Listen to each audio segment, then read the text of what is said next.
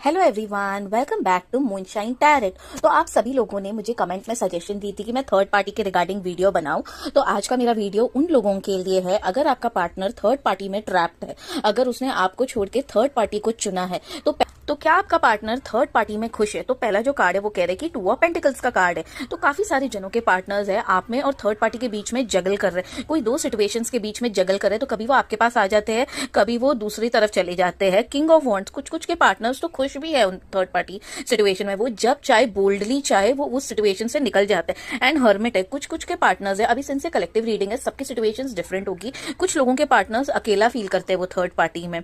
तो पार्टली देखा जाएगा तो कुछ लोगों के पर्सन जगल तो कर रहे हैं, एक साइड आप है, थर्ड पार्टी कोई भी सिचुएशन हो सकती है, फैमिली हो सकता है, कोई अलग पर्सन हो, कोई अलग अपनी पर्सनल सिचुएशन हो, करियर हो, हेल्थ हो। तो जहां पर भी है वो, तो काफी सारे जन तो वहां से कभी भी निकल सकते हैं, अगर वो बोल्ड स्टेप ले तो वो निकल सकते हैं।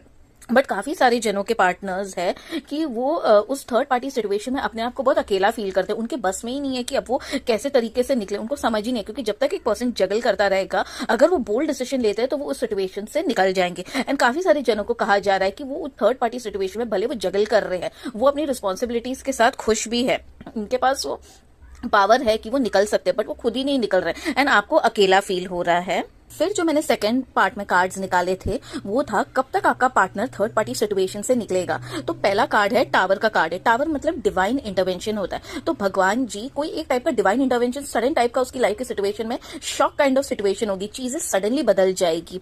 एम्परर का कार्ड है। एम्परर हो सकता है कोई अथॉरिटी फिगर हो सकता है जिसकी वजह से वो डरता है या वो जगल कर रहा है, ईगो हो सकता है, या कोई अथॉरिटी पोस्ट का पर्सन है जिसकी बहुत चलती है, उसके साथ कुछ टाइप का टावर मूवमेंट सडन होगा जिससे वो निकलेगा। बट पेज ऑफ स्वॉर्ड्स के साथ भी कह रहे हैं फास्ट नहीं होगा, थोड़ा बहुत डिले होगा। बट अगेन आपको कहा जा रहा है कि आप देखिए कि क्या आप एक सही पार्टनर के साथ है, सही रिलेशन। क्योंकि पेज ऑफ स्वॉर्ड डिले को भी बोलते हैं कि वो फटाफट झगड़ तो लेता है, तो कभी कभी क्या होता है वो जगल करके रह जाता है। तो आपको कहा जा रहा है दोनों तरफ से देखिए, क्योंकि पेज ऑफ स्वॉर्ड्स कहते हैं थोड़ा सा डिले होगा बट चीजें सडनली बदलेगी और सडनली चीजें एंड होगी, कुछ टाइप का डिवाइन इंटरवेंशन होगा। और वो कब तक होगा, एस ऑफ पेंटिकल्स का कार्ड है, विद इन अ मंथ की आपको गाइडेंस दी जा रही है।